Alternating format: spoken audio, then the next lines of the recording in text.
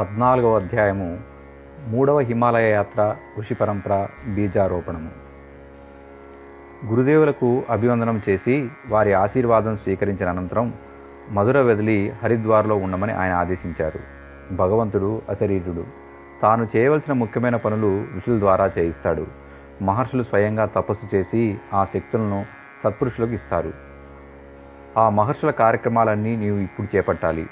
గురుదేవులు ఆ కార్యక్రమాలను విపులంగా చెప్పి అదృశ్యమైపోతూ చివరిసారిగా ఇలా అన్నారు: నా ఒక్క కార్యక్రమమునే కాక అందరి ఋషుల కార్యక్రమాలుగా దీన్ని గుర్తించు.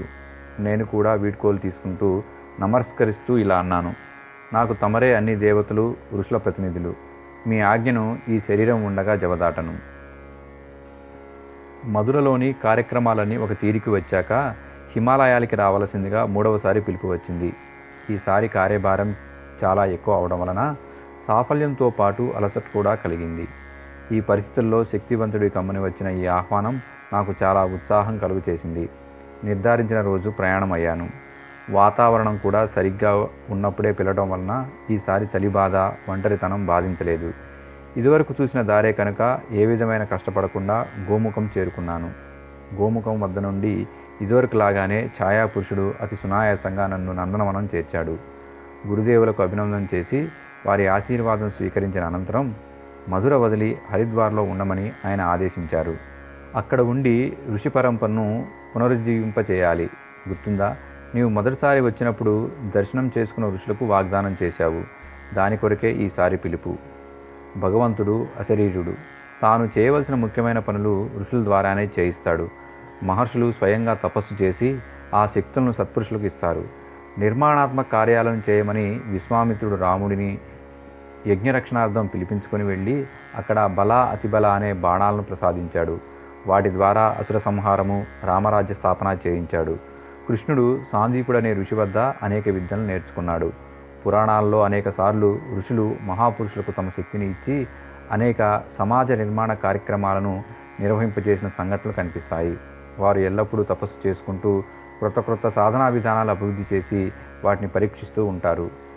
ఈ కార్యక్రమాలన్నీ నీవు ఇప్పుడు చేపట్టాలి. విశ్వామిత్రుడు గాయత్రి మంత్రద్రష్ట ఋషి. ఆయన సప్త సరోవరం వద్ద గాయత్రి మంత్ర నిపుణతను పొందారు. ఆ స్థానాన్ని నీకు నిర్ధారించాను. అది నీవు సులభంగా పొందగలవు కూడా.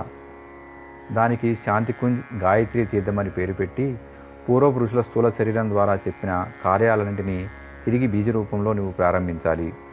వీరు ఇప్పుడు సూక్ష్మ శరీరంలో ఉన్నారు. అందువలన వారికి స్థూల శరీరధారి మధ్యవర్తిగా అవసరమవుతాడు. మాకు కూడా అలాంటి అవసరమే వచ్చి నీ స్థూల శరీరం యొక్క పాత్రత ఎరిగి సంబంధం స్థాపించుకొని అభీష్ట కార్యక్రమాల కొరకు ఉపయోగించుకున్నాము. ఈ ఋషుల కోరిక కూడా అదే. ఆనాటి ఋషి పరంపరను తిరిగి నీవు బీజారోపణ చేయవలసి ఉన్నది. ఈ పనులు చాలా బరువైనవి, క్లిష్టమైనవి. దానివల్ల నీకు చాలా లాభాలు కూడా ఉన్నాయి. నా సంరక్షణే కాక ఋషుల అనుగ్రహం కూడా నీకు లభిస్తుంది. అందువలన నీ పనికి ఎప్పుడూ ఆటంకము ఏర్పడదు. ఏ ఋషులు వదిలిపెట్టిన కార్యక్రమాలను తిరిగి ఆరంభించవలసి ఉంటుందో వివరిస్తూ ఆయన ఇలా అన్నారు: విశ్వామిత్రుని పరంపరలో గాయత్రి మహామంత్రి శక్తి ప్రజలకు అవగతం చేసి ఒక సిద్ధపీఠమైన గాయత్రి తీర్థ నిర్మాణం చేయవలసి ఉన్నది.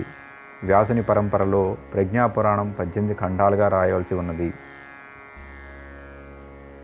పతంజలి పరంపరలో యోగ సాధన, దివ్యజ్ఞాన విస్తరణ, పరశురాముని పరంపరలో అవినీతి నిర్మూలన కొరకు ప్రజల మనసుని ప్రేరేపించుట, దానికి తగిన వీలును కల్పించుట, భగీరథుని వలె జ్ఞానగంగను ప్రజల వద్దకు చేర్చుట, చరకుని విధానంలో వనౌషధ విజ్ఞానం వైజ్ఞానిక పందాలో పునరుజ్జీవింపచేయుట, యాజ్ఞావల్కుని పరంపరలో యజ్ఞాల ద్వారా మనోవికారాలను శమింపచేసే ఒక సమగ్ర చికిత్సా విధానాన్ని రూపొందించుట, జమదగ్ని పరంపరలో సాధనా శిబిరాలు నిర్వహించుట, సంస్కారాలను జరిపించుట, నారాయణు వలె సత్ప్రేరణనిచ్చు ధార్మిక వాతావరణం విస్తరింపచేయుట, ఆర్యభట్టు వలె జ్యోతిష్య విజ్ఞానంలో నూతన అనుసంధానం చేయుట, వశిష్ఠుని వలె బ్రహ్మతంత్ర ఆధారంగా రాజతంత్ర మార్గదర్శనము, శంకరాచార్యుల పరంపరలో ఆహార కల్ప విధానం ద్వారా సమగ్ర ఆరోగ్య సంవర్ధనము, సూత సౌనక పరంపరలో అనేక చోట్ల ప్రజ్ఞా శిబిరాలు నిర్వర్తించి లోకశిక్షణ ఇచ్చుట, అధర్వణ వేద విజ్ఞానం పరంపరలో కణదా ఋషి చెప్పిన వైజ్ఞానిక అనుసంధాన పద్ధతి ఆధారంగా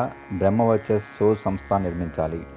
హరిద్వార్లో ఉండి నేనేమి చేయాలో కూడా వివరించారు. వచ్చిన అవరోధాలను తొలగించుకునే విధానం విస్తారంగా వివరించారు. ఇన్నాళ్ళు గురుదేవులు ఆదేశించిన కార్యక్రమాలు మాత్రమే చేపట్టాను. ఇంతమంది ఋషుల కోరికలు తీర్చే భారం నా మీద ఉన్నది. అందువలన ఎక్కువ జాగ్రత్తలు తీసుకోవాలి, ఎక్కువ శ్రమపడాలి.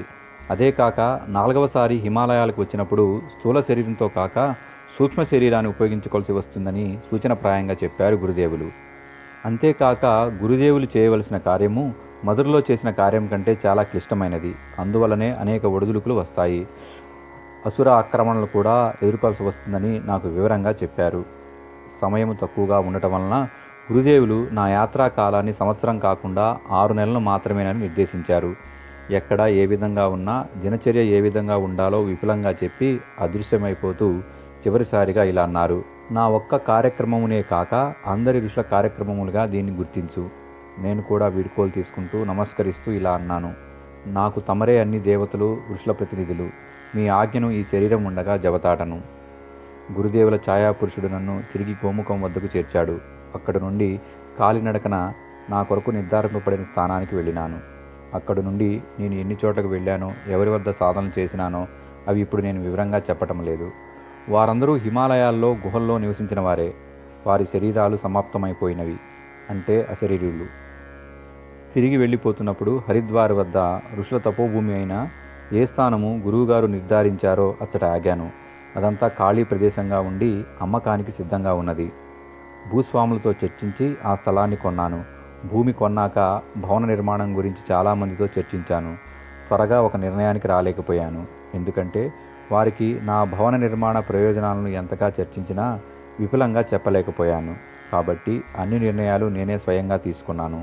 ఈ విధంగా శాంతికుంజ్ గాయత్రీ తీర్థ నిర్మాణం అయినది.